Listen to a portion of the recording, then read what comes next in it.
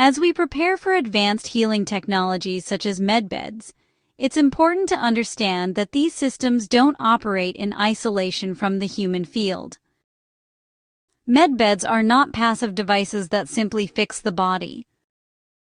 Years ago, people were talking about preparing for your medbed appointment, and at the time, we assumed that lucky users would prepare in advance by identifying all these areas of their body that they want fixed. Since that time, we learned that off-world medbeds interact with our biology, our consciousness, and the energetic morphic field simultaneously. That means preparation isn't just physical, it is mental, emotional, and informational. One of the most overlooked aspects of medbed readiness is the structure of our thoughts. The morphic field, the informational field that organizes biological function, repair, and regeneration, responds to repetition, not occasional intention, but consistent signaling. Our thoughts aren't background noise, guys.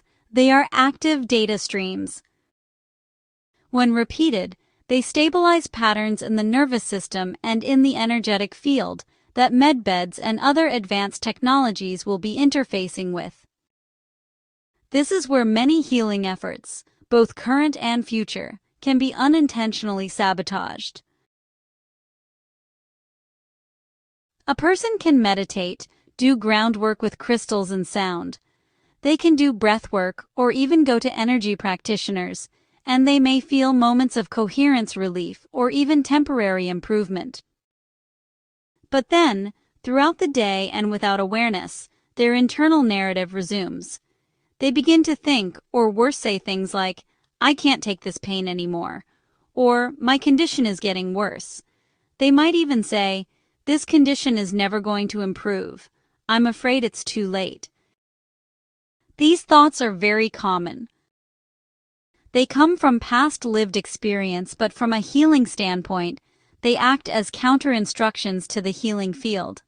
This is why it's so important to learn to control these harmful frequencies now to maximize your healing session. Remember that when you are manifesting anything, the universe doesn't know what to think until you tell it what to think. So in a sense, you draw the blueprint and the universe handles the construction. The universe doesn't argue with you. The universe doesn't purport to know a better way for your situation. Only you hold that wisdom. So remember that it's you that must remove obstacles to your medbed healing, and if you are wise, you'll actually learn to switch your thought patterns to enhance your medbed session. When repeated frequently, such negative thoughts reinforce continuity of the very state that one is hoping to exit. The energetic morphic field doesn't respond to hope, needs, or wants. It responds to consistency of focus. Medbeds, by their very nature, require a coherent field to work optimally. Coherence means the system is not receiving mixed instructions.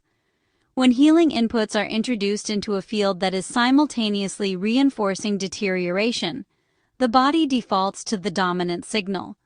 And the dominant signal is almost always the one repeated unconsciously throughout the day. This applies to all forms of healing: energetic, pharmaceutical, surgical, and regenerative. The body really must be able to accept change. If the nervous system is locked into vigilance, fear, or even the prediction of things getting worse, then repair mechanisms actually remain secondary. Inflammation stays elevated, regeneration slows down, and it's not because healing is impossible, but because the system is prioritizing your fear of survival over restoration.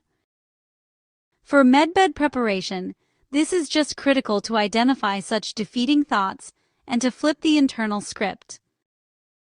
The goal here is not to suppress negative thoughts, deny pain, or force yourself into positivity.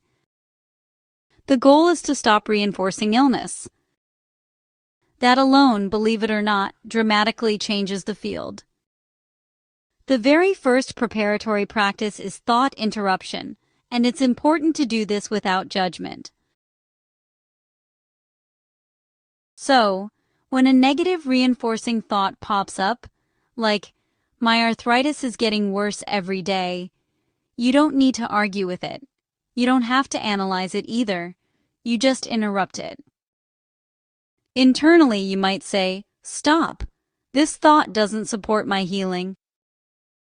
Alternatively, you could say, "This is an old loop. I don't need to continue it." This kind of interruption, it actually weakens the neural and energetic pathway right away. The second practice is called neutral stabilization, not exaggerated affirmation, but just staying steady and neutral. For medbed readiness, neutrality is powerful. Instead of forcing statements that feel untrue, shift to stabilizing signals such as, "My body is capable of responding to advanced healing. My system knows how to reorganize. I am not reinforcing decline in this moment." These statements calm the nervous system and reduce internal resistance. A calm system is a receptive system. The third practice is frequency consistency over intensity. A single meditation session does not prepare the field if it is outweighed by hundreds of reinforcing thoughts that predict failure or worsening. Preparation happens through repetition. Each time you redirect a thought, even briefly, you weaken an old morphic pattern and begin forging a new one. Neuroplastic changes begin subtly, long before they feel dramatic. So, this is how readiness is built. Another important practice is scheduled coherence checks.